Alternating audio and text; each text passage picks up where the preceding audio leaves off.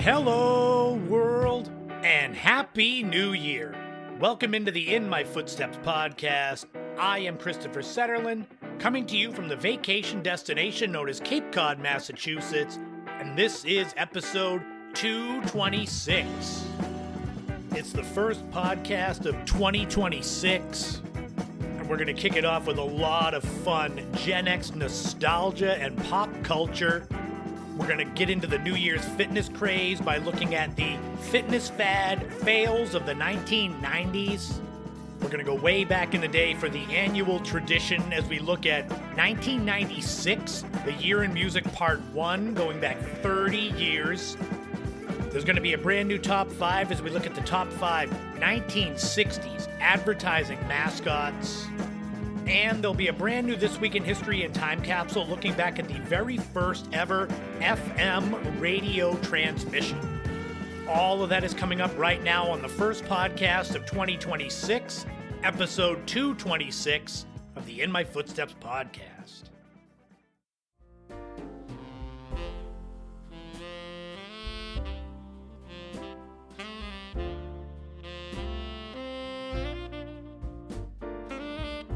Oh yes, Happy New Year, everybody. I hope that whenever you're listening to this, your New Year's resolutions are still going strong. But just remember, if you fail on your New Year's resolutions or if you fall off a little, you can always just start them over again. You don't need to start something on the first day of the new year. I know that it's tradition, and I'm not trying to get all rah-rah speech for you. But if you fall off, you can always start again, so don't get too hard on yourself. No, I haven't already failed at my resolution, and that's why I'm saying it. So it's not that. I've just already seen loads of new faces at the gym, and I know a lot of them are going to be gone within a month. Because that's usually the most common New Year's resolution, is getting in better shape, getting healthier, whatever that is for these people. So I'm just hoping if you're one of the ones that started at the gym and have fallen off, just keep going. Who knows, maybe you're on the treadmill right now with my voice in your ears. I'm sorry, I don't think it's going to motivate you. You know what will motivate me, though? Ooh, an energy drink to make me crazier than normal for 2026. In all seriousness, though, my New Year's resolution, it's kind of vague, but it's not at the same time. My goal, my resolution is to create the best version of myself. I don't know what that means, what that entails, what I have to do, how that even looks. Maybe I'm giving myself some wiggle room so that if I fail at the big parts of creating the best version of myself, I can at least have something to cling on to. I look at it as being the best version of myself physically, mentally, emotionally, maybe career-wise, maybe things that I haven't even thought of yet that'll pop up throughout this year. Just being receptive to things that might change my life in a positive way. Now, before we get started with the meat of the podcast, you know I can't start off any episode without thanking my Patreon subscribers, Lori, Mary Lou, Ashley, Kevin, Leo, Marguerite, Neglectoid, Crystal, Matt, Dr. Shrimp Porto Chico. Thank you all so much for being my biggest supporters, my biggest backers. I hope that you have enjoyed all of the content that's been going up on Patreon in the last few weeks and in the weeks to come. You've got a brand new bonus podcast episode that went up on New Year's Day. You've got the very first Hidden Tracks podcast episode. A shorter bite-sized podcast about 15 minutes long, doing a deep dive into something that I've spoken about previously on the podcast. Episode 1 is the isolator helmet and the TV hat. That one is up for all members on Patreon, not just the paying tier. So if you can hear this, go sign up for Patreon. Listen to that podcast. Maybe it'll get you interested in becoming a full-time member. $5 a month gets you access to everything. There's the Initial Impressions 2.0 blog, Best of 2025 video that I did. I do the Remastered Without a Map live streams, which were a live stream that I did for the podcast like 4 years ago. But we can get into more housekeeping stuff with the podcast at the end. A little bit of behind the scenes here. You'll have to let me know if I sound any different this week. The reason is I'm not recording where I normally record. I'm at the other end of my apartment because outside of the window where I normally record is a whole group of landscapers, and they're just nonstop mowers and leaf blowers. So I decided to move myself to a different area rather than have you hear this constant hum of leaf blowers, which I can still hear. It also gives me an excuse if I don't do as well as I normally do on the show. Like, that's the leaf blower's fault. But now, get ready. The very first segment of 2026, we're going to lean into New Year's resolutions, especially the fitness ones, as we look back at the biggest fitness fad fails of the 1990s coming up right now. The most common New Year's resolutions for those people that make them, it has to do with their health. Eating better, going to the gym more, getting in better shape, taking care of their physical and mental health. It's a wise thing to take care of your health, especially as you get older. I'm sliding down the scale to 50 here, and I have realized just how important it is just being able to get up and move around without aches and pains. Some people can jump right in. They start at the gym, everything clicks, they start seeing results, feeling results, and they just go from there. Other people, it's a struggle, but they keep at it, and eventually they get there. And then there are some that just can't do it, and they look for anything they can to help them. This is where this segment comes in. We're going to look at fitness fad fails of the 1990s. These were those types of things for those that made resolutions that had trouble with the health and fitness part. These are products, diets, things that promised you quicker results, easier results. 2 of them I actually took part in. Oh boy, I've got a couple of stories when it comes to those. It's one of those cautionary tales. So I went deep into the rabbit holes for 90s fitness fads to find the things that I remembered and a few things that I didn't remember. The first one that I found that I had to put in is something that's actually still around today, and it's something called the body blade. It's almost like the predecessor to the shake weight. It looks like 2 skis connected in the middle with like a thicker, more sturdy piece. And you basically take this piece and you start to move your arms in certain directions, front to back, up and down. And the ski parts that start going, it's supposed to control your core and make your muscles have to work harder. This product focuses on vibration and inertia training. It first came out in 1991, launched by Bruce Hymanson, who was a physical therapist. It's not the worst thing on my list, but it is something that seems to make exercise overly complicated. Like I said, it looks like a shake weight with skis sticking out of either end. Maybe some of you have used it, and maybe it's worked for you. I said it was still around today because at my day job as a personal trainer, we have exercise software, and it's got 16,000 exercises in there. And it's got a whole section for body blade exercises. And my first reaction was, wait, they still make those? Yes, they do, and you can get the Body Blade Classic today for $119. Just in case you were wondering, a typical membership at Planet Fitness is $15 a month, which means you could get about 8 months worth of a gym membership for the same price as this shake weight with skis. So that one's not that bad.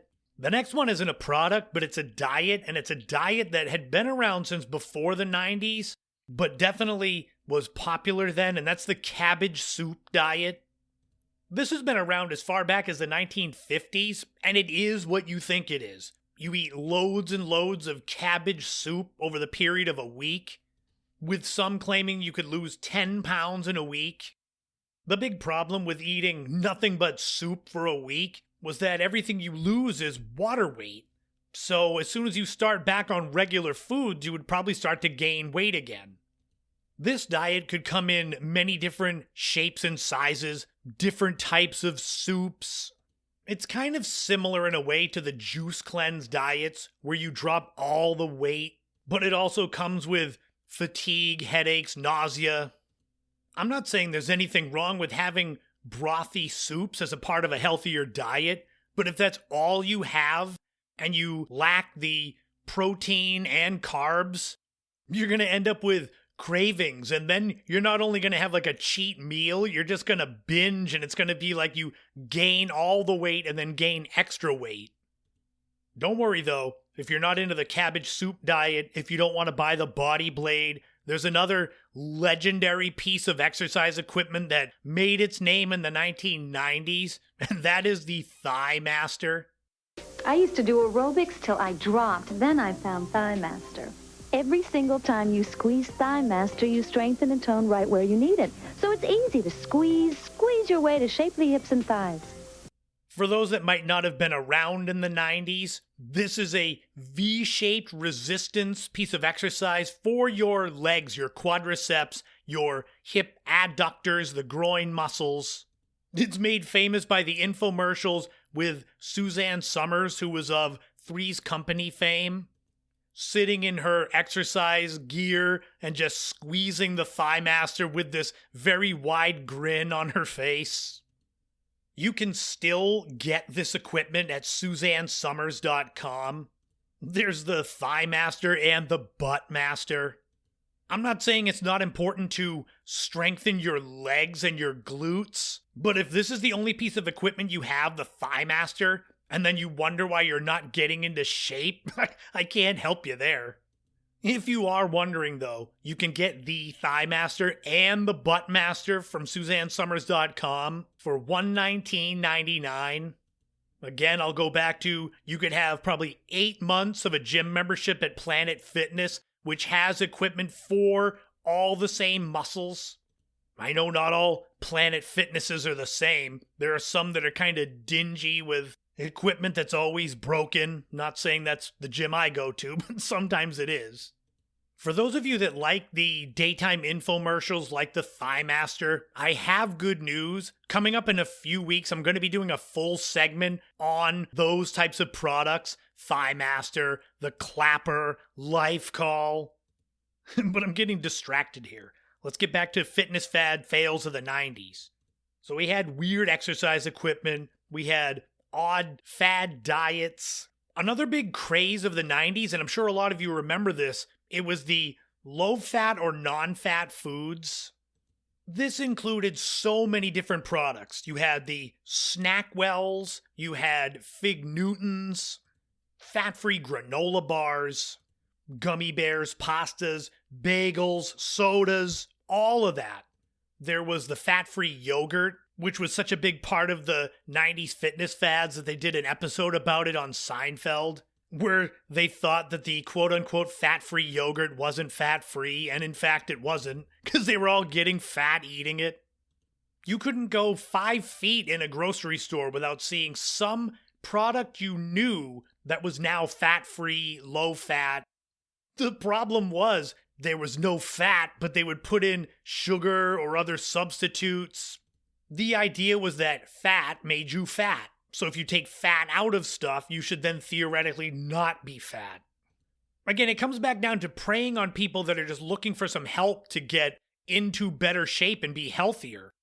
And while yes, having less fat in your diet is probably good, having products like the Snackwells or Fig Newtons or diet sodas making up the majority of your diet, it's not going to make you any healthier. The most egregious of all of these products was the Lay's Wow chips that were made with Olestra. Now you can eat like a kid again when all you cared about was taste. Introducing new Lay's Wow potato chips. They taste just as good as regular Lay's, and because they're made with Olean, they're half the calories and 100% fat-free. Honey, you think our couch would fit up here? These first came out in 1998, with Olestra being a fat substitute. The problem was that it caused a lot of issues with your gastrointestinal area. You'd get these fat-free chips, but you'd end up with gas, diarrhea, abdominal cramping, and the famous anal leakage. I don't care how fat-free chips are. I don't want that as a side effect. Within a couple of years, Frito-Lay had changed the branding to light chips. They got rid of the Olestra. They were eventually discontinued in 2016. Another popular diet of the 90s was the Zone diet. Created by Dr. Barry Sears, this focused on the perfect quote-unquote 40-30-30 macros. 40% carbs, 30% fats, 30% protein. This caused a balance in the hormonal state, which was the quote-unquote zone. The Zone diet would ask you to eat 5 times a day, 3 meals, 2 snacks. They had Zone bars. I don't know if they're still around, but you could get those in stores.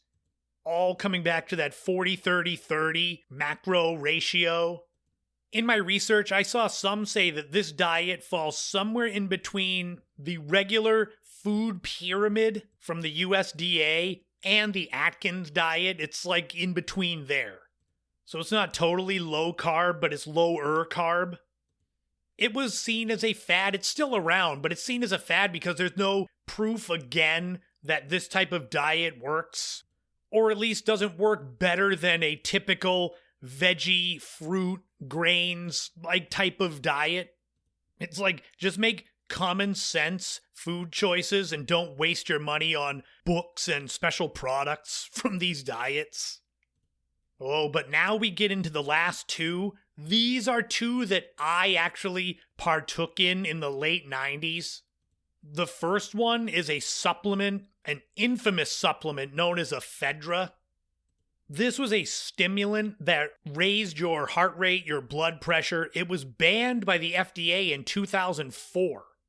It could lead to heart attacks, stroke, seizures, and it was sometimes combined with caffeine for that extra boost. It was marketed as a weight loss product. In the late 90s, early 2000s, I took this product. It definitely raised my blood pressure and heart rate. I used to get something called ephedra tea. I spoke about that back in episode 180 when I talked about banned drinks. All I can say about ephedra and ephedra tea is that when I would take that, it basically felt like someone was strangling me, like it was cutting off oxygen to my brain. I can hear a few of you out there saying that explains a lot, right? But the thing is, I thought it worked, but I knew the side effects, the potential issues. One of my aunts had a friend who died from this product, and I was still taking it after. I was like, oh, she was really obese. I wasn't obese. I was a lot younger. You know, you think you're invincible when you're in your early 20s. I like to think that I would have stopped taking that product if it hadn't been banned by the FDA, but I am glad it was. Last but not least is one that I can laugh at, and that is the ab exerciser belts. These were the ones that were electrical charges. You'd wear this belt and it had the little electrodes or something inside the belt. So you'd just be sitting there shocking your muscles and be like, oh, it's like doing 10,000 crunches without doing anything. I can remember being in college and buying one of those belts. I think I had it shipped to me. Sitting on the couch, eating like fast food with that belt on me and just like, yeah, I'm getting in shape. I'm not saying that electrically stimulating your muscles doesn't help them grow. It does. It's just if you're spending that kind of money on a product and you're not changing your life around it, it's just a waste. It's like a tens machine. The problem with these ab belts, there were different companies that made them, so it was kind of buyer beware. They're going to charge you as much as they can, and the quality is going to vary depending on the one you get. I swear, me and my sister Kate would use my ab belt. I think she got sick of it before me, and eventually I think it ended up in the trash. I don't remember what I spent on it, $30, $40 probably in like 1998. I'm sure there were a lot of other people that paid more for ones that of higher or lower quality. It's like, what a waste. Just get a gym membership. And if you really need guidance, hire a personal trainer for a few sessions. But there you go. I think I ended up with 7 different fitness fad fails of the 1990s. Do any of you remember those? Did you have the body blade? Did you do the cabbage soup diet? Did you own a Thigh Master? Did you partake in any of the low-fat, non-fat food craze? Did you try the Zone diet or a Fedra? Or did you waste money like me on an ab belt? Wanting to get healthier is always good. Just beware of the fads that say they can make it happen quicker than it should.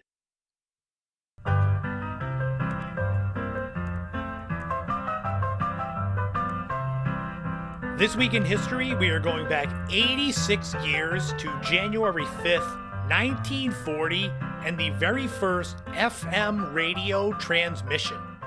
I had to make sure that I got the years right since it's not 2025 anymore. We passed that hurdle, so let's get into the actual story. By the 1930s, AM radio amplitude modulation was firmly entrenched as the standard broadcast technology, but it had serious limitations: susceptibility to static and interference from lightning, electrical equipment, and atmospheric noise. There was limited audio fidelity, especially for music, and there was a crowded frequency band, which led to signal overlap. Edwin Howard Armstrong was already a legend in the radio engineering department before FM. He was the inventor of the regenerative circuit in 1914. He created the super heterodyne receiver, still used today, and he's the holder of numerous radio patents.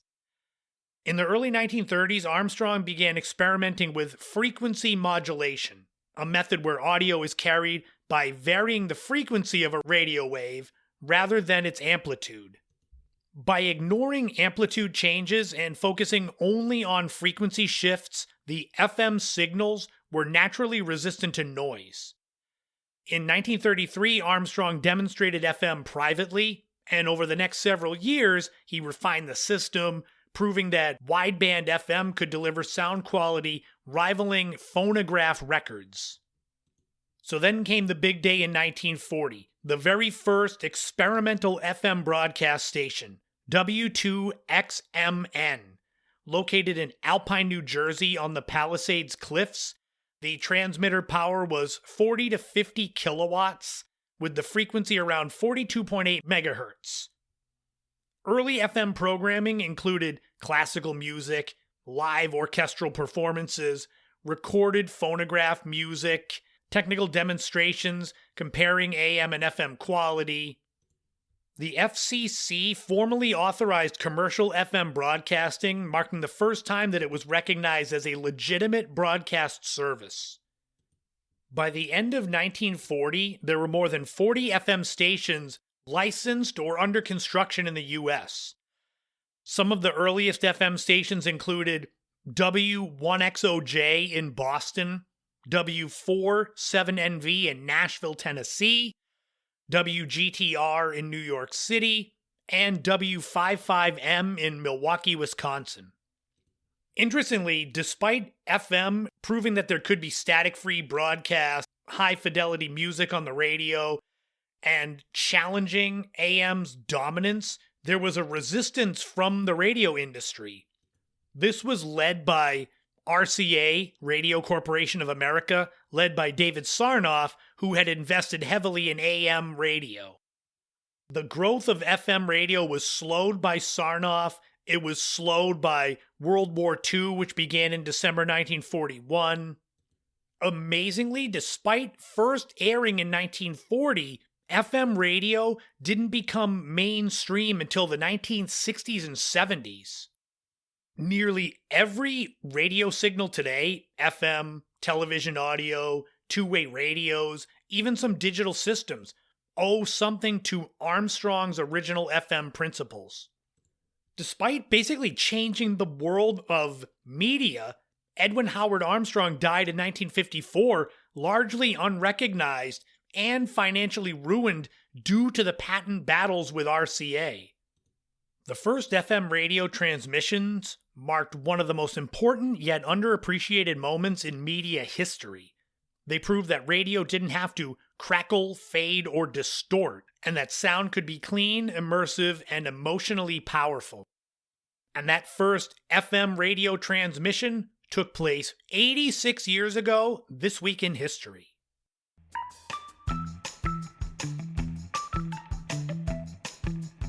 Now for the first time capsule of 2026, we're going to stick to the same day. The first FM radio transmission is happening January 5th, 1940. What else is going on in the world of pop culture back then? Well, let's find out. The number one song was I'll Never Smile Again by Tommy Dorsey and his orchestra. This song is credited to Tommy Dorsey and his orchestra, but the lyrics, the singing, is by a young Frank Sinatra. The song was written by Ruth Lowe, and it became a jazz standard in the years after. The song did spend 12 weeks at number one back in 1940. The number one movie was Destry Rides Again, and you could get into the theater with a ticket costing 23 cents. It is spelled Destry. I've had to edit out myself saying Destiny Rides Again several times. Yay, learn to read, really? Anyway, Destry Rides Again is a Western starring Jimmy Stewart and Marlene Dietrich about a deputy sheriff taming the wild town of Bottleneck. The movie was a modest hit, making $1.6 million at the box office on a budget of $700,000. It is 96% fresh on Rotten Tomatoes, though, if that makes up your mind if you want to see it or not. The number one radio show was the Chase and Sanborn Hour. This was a comedy variety show sponsored by the Chase and Sanborn brand of coffee. It was typically on Sundays from 8 to 9 on NBC between 1929 and 1948. It featured Eddie Cantor as the host, and they struck gold with ventriloquist Edgar Bergen and his dummy Charlie McCarthy. And if you were around back then, January 5th, 1940, perhaps you wanted something fun to do or you wanted to get something fun for your kids to do, well, you're in luck. In the Sears catalog, you can find yourself several different Congo wagons. Tough and durable, you can get a Red Arrow Congo wagon for $2.69, or about $62 when adjusted for inflation to 2026. Or you can get the Deluxe Mercury wagon with its 5-inch diameter wheels and baked-on red enamel finish. That one's $4.98, or about $115 when adjusted for inflation. Yes, wagons were a big deal in the 1940s. But that'll wrap up another This Week in History, another time capsule. We're going to go from the 1940s to advertising mascots of the 1960s.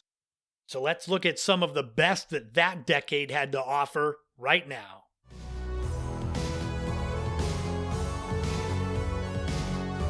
In doing my research for this top 5, I seem to find a lot of consensus that the 1960s was the first decade where product advertising mascots were really used to sell what companies had.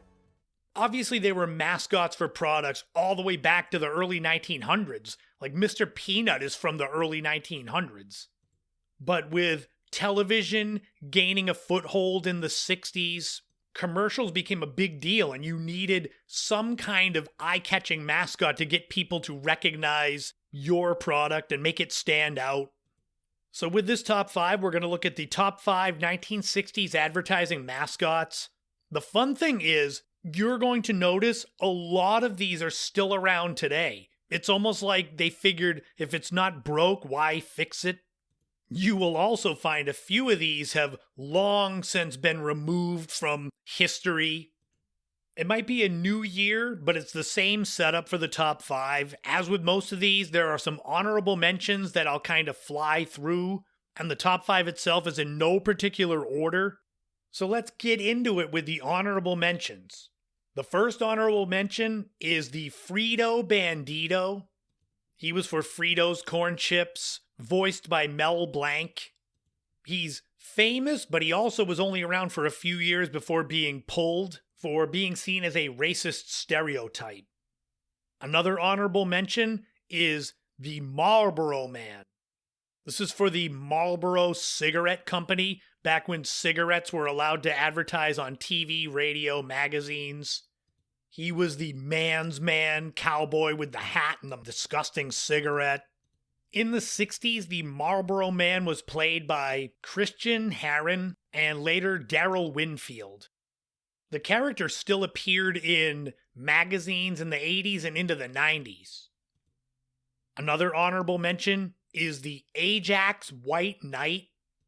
This was for the Ajax laundry detergent, featuring actor Doyle Brooks and the famed slogan, "Stronger than Dirt." He would ride in his armor on a horse and magically clean your clothes. Another honorable mention is Speedy Alka-Seltzer. This was a little boy with red hair who had an Alka-Seltzer tablet as his body and his hat. He was a stop-motion character for the Alka-Seltzer brand of antacids. He was probably bigger in the late 50s, but he stuck around into the 60s. And the final honorable mention is Charlie the Tuna. He's still around. He's a part of the Starkist Tuna brand. The character was based on a man named Henry Nemo. He was known as the creator of Jive, which is the lingo that Charlie the Tuna uses. And these campaigns with Charlie the Tuna were known for the slogan, "Sorry, Charlie," or "Tell him Charlie sent you." So those are the honorable mentions. Do you remember any of those? I would think if you were around in the 60s, you'd remember all of them. But now let's get into the actual top 5 60s advertising mascots. I would bet you will remember all of these because they're all still around today. Let's start with number 1, Tony the Tiger. Hi, Tony the Tiger here for Kellogg's Sugar Frosted Flakes. Their taste can't be imitated because they have this secret toasted-in frosting. He's known for his catchphrase, "They're great!" for the Frosted Flakes cereal, or back in the 60s, Sugar Frosted Flakes. Although he first came out in 1952, Tony the Tiger really gained a footing in the 60s with all of the cartoon, animation, commercials. He was voiced by Thurl Ravenscroft from 1953 to 2005, meaning that basically all of you listening to this have that same Tony the Tiger voice probably in your head. The big difference is in the 60s it was black and white. Tony the Tiger had a more oval-shaped head. I remember in the 80s it was a lot more commercials with kids getting picked on or made fun of, and then Tony the Tiger would inspire them to do better at whatever they were getting made fun of for. I didn't know until doing the research that back then Tony the Tiger had a family. Mrs. Tony, his wife, kids Tony Jr. and Antoinette, and his parents, Papa Tony and Mama Tony. It's like, wait, is Tony his last name then? Or is it like George Foreman, where he named all of his sons George? These are the questions I need answered. We're not going to get them right now, so let's move on to number 2, Mr. Clean. Can I keep him? You sure can. Hey, who is that? If I told you, you wouldn't believe it. Mr. Clean, Mr. Clean, Mr. Clean. The jacked, bald guy that comes into your house to clean everything up. It's not sure if Mr. Clean is a genie or a sailor. He first appeared in commercials in 1958, as he was a part of the Mr. Clean brand by Procter & Gamble. Before he became an animated mascot, Mr. Clean was a live-action person played by a man named House Peters Jr. It is said that Procter & Gamble based Mr. Clean on a U.S. Navy sailor. But like I said, you could think of him as a genie, where he shows up with the smile and his crossed arms and he just kind of magically appears. Maybe he's a genie sailor. He can do 2 things at once. Some of you might not know that there was a brief time in the 1960s when there was Mean Mr. Clean, where he wasn't just smiling, he was angry looking because he hated dirt. New mean Mr. Clean. What made Mr. Clean so mean? Dirt. He hates dirt. New mean. They should have had it come out that it was his twin brother. Then they could have fought Mr. Clean versus Mean Mr. Clean. That sounds like something that my friends and I would have done with my camcorder in the 90s. Number 3 is Ronald McDonald. Here I am, kids. Hey, isn't watching TV fun? Especially when you got delicious McDonald's hamburgers. Ronald, you can't be on TV and watch it at the same time. Now, come on and meet the boys and girls. Oh, we've already met. I know we're going to be friends, too, because I like to do everything boys and girls like to do. Everybody knows him. Maybe the most famous mascot on the planet. The clown for the McDonald's restaurants. My childhood, maybe your childhoods too. He was very happy with the red wig, the yellow and white baggy outfit, making the Golden Arches logo with his hands. But when he first came out in 1963, he was the stuff of nightmares. He was first played by famed TV personality Willard Scott, and he still had a clown suit, but it was red and yellow striped going down. Instead of a red wig, he had like a tray on his head with a drink and probably burgers on it, and a McDonald's cup on his nose. I could see why they changed him into something a little more kid-friendly. I guess it was a race at the time for creepiest clown between Ronald McDonald and Crinkles the Clown from Sugar Rice Crinkles cereal. It literally looks like Pennywise in the late 1950s. Look him up, Sugar Rice Crinkles. You tell me you don't see him being in the sewer trying to eat your arm. Obviously, in the time since, Ronald McDonald has gone on to be the most famous mascot there is. He's not as featured today as he was when I was a kid, 80s, 90s, but he'll forever be linked to that brand. Number 4 is the Jolly Green Giant. From the valley of the Jolly, ho, ho, ho, Green Giant, good things from the garden in the valley of the Jolly Green Giant. He is the mascot for the Green Giant brand of frozen vegetables. I guess his catchphrase was ho, ho, ho. It's like Santa Claus if he was 100 feet tall. The Green Giant first appeared in advertising in the late 1930s.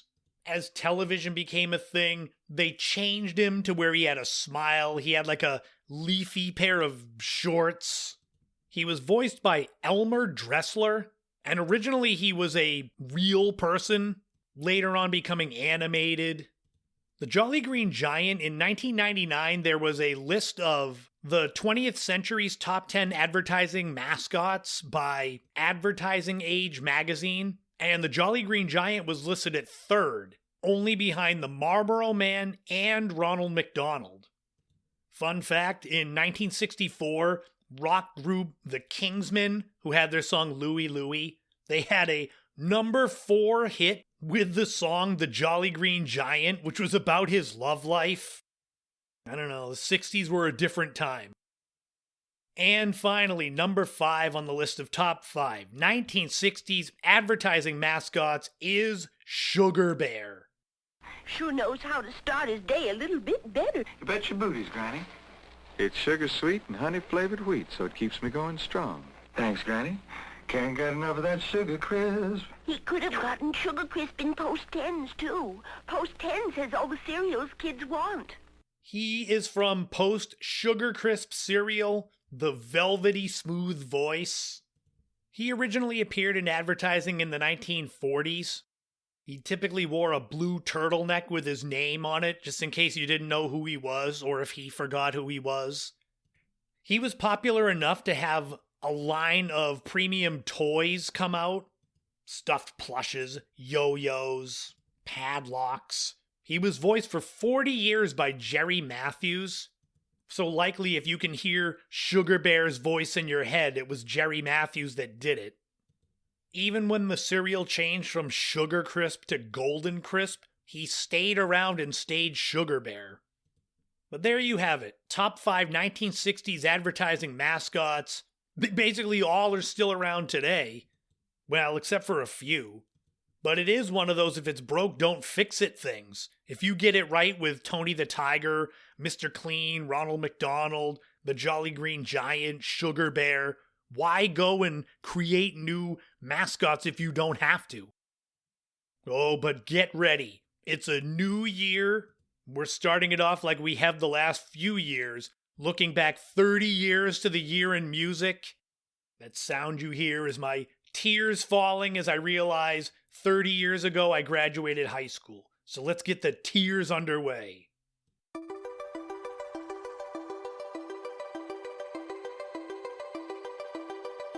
Well, here we go. 1996 was now 30 years ago. I graduated high school in 1996. I could sit here and cry like Andy Bernard, but we can look back fondly at 1996, the year in music, part 1, January through June, some of the biggest moments, biggest songs, albums, and then we'll come back in July and we'll do part 2. I've done these the last couple of years, and what I basically do is I start with the rundown of events, and then we move into songs, albums, births, deaths, things like that. I will probably have to take a lot of breaks here to wipe away tears or look in the mirror and ask myself where the hell the time went. I mean, I still feel like I'm 17 until I stand up and start moving, but let's get into this. We'll start with a weird one from my buddy Steve. January 16th, Jamaican authorities opened fire on Jimmy Buffett's seaplane, mistaking it for a drug plane.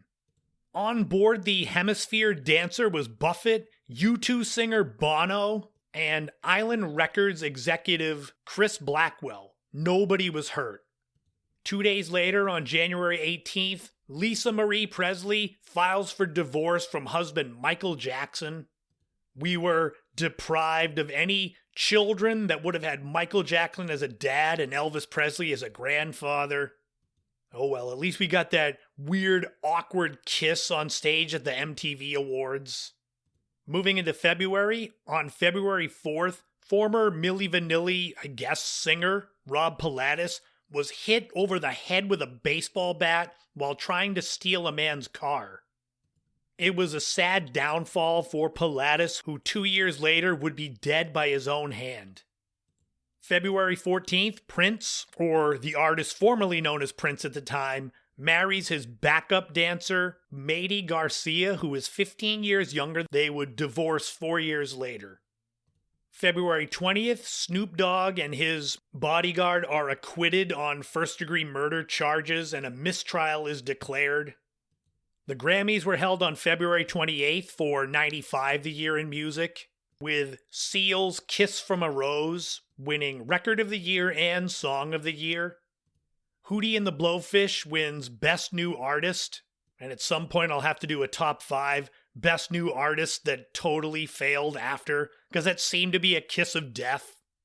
We move into March. March 4th, the Beatles released their second new single from the anthology series, Real Love. This was structured around a demo that John Lennon recorded in 1980. March 18th, punk pioneers the Sex Pistols announced that they will reunite for a 20th anniversary tour. The tour was a rousing success with 72 total shows. On March 28th, Phil Collins leaves Genesis for the last time, focusing on his solo career. We move into April. On April 3rd, MC Hammer files for bankruptcy. Just a few years earlier, at his peak, MC Hammer had a net worth of about $33 million. On April 4th, the Grateful Dead's Bob Weir and Jerry Garcia's widow Deborah scatter part of his ashes in the Ganges River in India. This is followed up 11 days later on April 15th with the remainder of his ashes being scattered over the Golden Gate Bridge. Moving into May, on May 8th, a judge rules against Motley Crue drummer and then-wife Pamela Anderson in their attempt to keep Penthouse magazine from publishing X-rated photos taken as stills from their infamous home movie, which was stolen from their home in Los Angeles. On May 11th, a 17-year-old fan is crushed and eventually dies of her injuries at a festival show with the Smashing Pumpkins in Dublin, Ireland. This is despite the band telling people to stay back and there being 110 security guards there. Their concert the next day was canceled. Moving into June, on June 26th, Sammy Hagar announces his departure from Van Halen. Together, they released 4 albums Van Halen did with Sammy Hagar. He would eventually come back a few times for tours. Speaking of tours, on June 28th, the original lineup of Kiss reunites for their first world tour since 1979. It was called the Alive Worldwide Reunion Tour. I don't remember if this tour was the first one that my stepfather, Serpa, and my mother went to, or if it was for their next album. I'll have to ask. So that was a rundown of some of the events of the first half of 96. But let's get into the albums that came out. January 23rd saw the release of Stabbing Westwards, Wither, Blister, Burn, and Peel, an industrial rock / alternative album with the songs What Do I Have to Do and Shame. This was a big favorite of mine senior year. February 13th saw the release of Tupac's All Eyes on Me album, the last that would be released during his lifetime. It included the hits How Do You Want It, California Love, and I Ain't Mad At Ya. Also on February 13th, R&B hip-hop group The Fugees released their seminal album The Score. This included the smash Killing Me Softly with his song, the cover of the Roberta Flack song. It also included the song Fuji La, Ready or Not, and a cover of No Woman No Cry by Bob Marley. In total, this album has sold more than 22 million copies worldwide.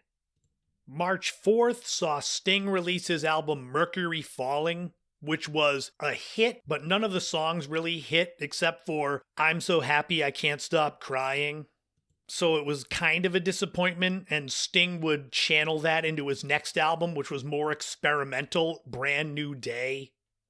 March 12th saw the release of the Kiss Unplugged CD, which was them doing all of their hits unplugged acoustically with no makeup, including Rock and Roll All Night, which was really good done acoustically. And we also saw Weird Al Yankovic's album Bad Hair Day, which included the song Amish Paradise, which was the parody of Coolio's Gangsta's Paradise, which I just remember Coolio getting so pissed about it, when in reality it's like you took that song from Stevie Wonder's Pastime Paradise. It's like rip-off meet rip-off. March 26th saw the release of Stone Temple Pilots' Tiny Music, Songs from the Vatican Gift Shop. This was a different album. It had Scott Weiland's voice seemingly turned up to a higher pitch, which I immediately noticed on their first song, Big Bang Baby. This was also the album that would lead to the tour that I saw them on, and then only a few days after the show I saw, he was arrested, Scott Weiland was, and eventually went to jail for drug possession. April 2nd saw kind of a lesser-known album as the Beastie Boys released an instrumental compilation called The In Sound from Way Out. It's almost like to remind people like, yeah, you know, the Beastie Boys are actually musicians too. April 16th saw Rage Against the Machine release Evil Empire. This includes their mega hit Bulls on Parade, a song that sounds better and harder than any rock song that's out today, even 30 years later. April 23rd saw Hootie and the Blowfish release Fairweather Johnson, their follow-up to their massive Cracked Rear View album. Cracked Rear View sold around 22 million copies worldwide. Fairweather Johnson was a modest success, selling just over 3 million copies. There's that best new artist, I told you. April 30th saw the Dave Matthews Band release their album Crash. This was another major success, selling more than 7 million copies and including the hit songs Crash Into Me, Too Much, and So Much to Say. May 6th saw the release of the Backstreet Boys' debut album, yes, 30 years ago, including their first hit single, We've Got It Going On. May 21st saw 2 big albums, the debut album from the Wallflowers, Bringing Down the Horse, led by Jacob Dylan, son of Bob Dylan, with the hit song 6th Avenue Heartache and One Headlight. It would sell more than 4 million copies.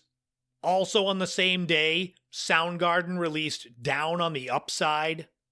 This included the hits Burden in My Hand, Pretty Noose, and Blow Up the Outside World. This was a big album for me and my Prep Boys tag partner Liam at the Marsh side, because it's easy to change Blow Up the Outside to Blow Up the Marsh side. What do you want? We were like 18. June 4th saw Metallica release their Load album, which was the follow-up to their mega hit Black album. It included the hits Until It Sleeps and Hero of the Day. It's also known for its controversial album cover, which was an abstract photo by artist Andres Serrano. If you're eating, I'll give you a second to put it down. Okay, the picture on the album cover is a mixture of Serrano's own semen and cow blood. I am sorry. June 18th saw Beck release Odelay. This included the hits Where It's At and The New Pollution. June 18th also saw the release of Rocket by alternative band Primitive Radio Gods. This is known for the hit single Standing Outside a Broken Phone Booth with Money in My Hand. It's a long title. And finally, June 25th saw Jay-Z release his debut album Reasonable Doubt. This is known for the single Brooklyn's Finest, which was a duet with Jay-Z and Notorious B.I.G. The number one singles for the first half of 1996, One Sweet Day by Mariah Carey and Boyz II Men spent the first 10 weeks at number one. It was replaced by Because You Loved Me by Celine Dion, which spent 6 weeks at number one. Mariah Carey's Always Be My Baby was number one for the next 2 weeks. And to wrap up the first half of 1996 was The Crossroads by Bone Thugs-n-Harmony, which spent 7 weeks, 8 weeks in total, but the last 7 weeks of the first half of 96 at number one, and was the number one song when I graduated high school. It's like sort of a song about saying goodbye to people, but it's like in high school you're saying goodbye because we're going to different colleges, not because we're dying, which is what the song was about. Some of the people that we lost in the first half of 1996 included actor, singer, and dancer Gene Kelly, who died on February 2nd at the age of 83, comedian and country singer Minnie Pearl, who died on March 4th at the age of 83, Bradley Nowell, lead singer of Sublime, who died at the age of 28 on May 25th. Sublime had been out for a few years. I didn't know much of them. I knew that they and No Doubt were kind of connected. Incredibly, their biggest hit song, What I Got, came out less than 2 months after Bradley Nowell's death. And finally, famed jazz singer Ella Fitzgerald died on June 15th at the age of 79. I remember the first half of 1996 being kind of a blur, as I could see the end of my high school life coming, and I was unsure of what I was going to do. I knew I wanted to go to college, but I made the mistake of taking a semester off. I had basically been working nonstop, my best at school. I had been working during the summers and on weekends since I was 12. So I wanted a little time to myself. The problem is when you're going full tilt and then you put the brakes on, sometimes it's hard to turn the speed back up. So for me, the beginning of 1996 was a lot of focusing on the alternative music that I liked. Smashing Pumpkins, Alice in Chains, listening to Nirvana still, awaiting the Stone Temple Pilots and Soundgarden new albums. The second half of 1996, when we do that in July, that's going to be more interesting because that's almost like a blind spot in my life. But again, I keep coming back to the fact that it's 30 years ago. We're coming up on 30 years of my high school graduation. I sit here looking back at this music and I'm like, this can't be that old. But at least I can look back now and I still am in relatively good shape, good health, which makes it easier to joke about feeling old. But there you have it, 1996, the year in music, part 1. We will do part 2 in July. But until next week, that's going to wrap up episode 226 of the In My Footsteps podcast. Thank you so much for tuning in. Thank you so much for making it to the end, making me part of your weekly dose of GenX nostalgia, a little trip back in time. I hope your new year has been going well to start. I know it's only a week in, at least when the podcast goes live. And I'll be keeping the content going. Next week is going to be episode 227. We're going to look at product fails of the 2000s. And oh boy, are there a lot of ones that popped right back into my memory. In honor of the ending of Stranger Things Season 5, the ending of the original show last week, we're going to do a deep dive into Dungeons & Dragons, since that's such a big part of Stranger Things lore. So I thought, no better time like the present to give you a crash course in all things D&D. And we'll have a fun top 5 as we look at the top 5 most influential songs ever released. This is a fun list to come up with and narrow down. So all of that is coming up next week on episode 227 of the In My Footsteps podcast. If you haven't already, go and get your copy of my acting debut, the film Cape Cod Cthulhu. The link is in the podcast notes. I got my copy. I've been getting rave reviews for my role as podcaster.